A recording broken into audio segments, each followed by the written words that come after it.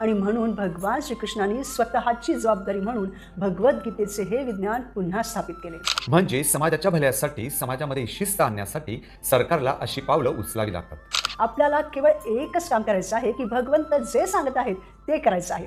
कोणी इथे असा प्रश्न विचारू शकतो की भगवंतांनी हे भगवद्गीतेचे विज्ञान देण्यासाठी अर्जुनालाच का निवडलं?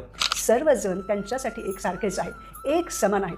परंतु जो मनुष्य भगवंतांच्या भक्तीमध्ये स्थित आहे, जो भगवंतांचे सतत स्मरण करतो, त्याचे भगवंत परममित्र आहेत. भगवद्गीतेचे विज्ञान कोण समजू शकतो? तर जो भगवंतांचा भक्त आहे, मित्र आहे आणि भगवान श्रीकृष्णांनाच स्वतःचा परममित्र मानत आहे तो.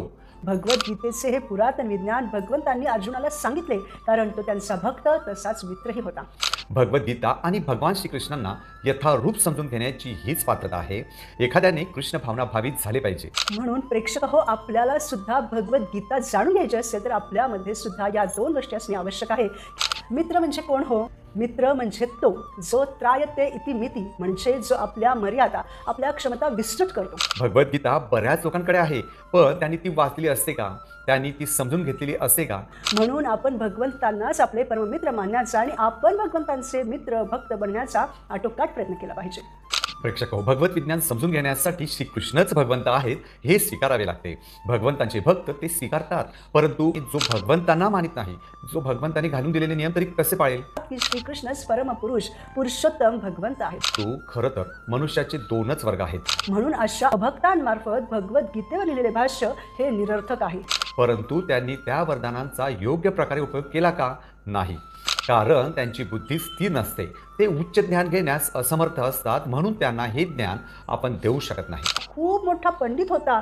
तो असा विचार करत होता की मी लोकांना स्वर्गामध्ये जाण्यासाठी जमिनीपासून स्वर्गापर्यंत शिडी बनवेन. परंतु काही लोक खूप प्रतिभाशाली, प्रभावशाली असतात.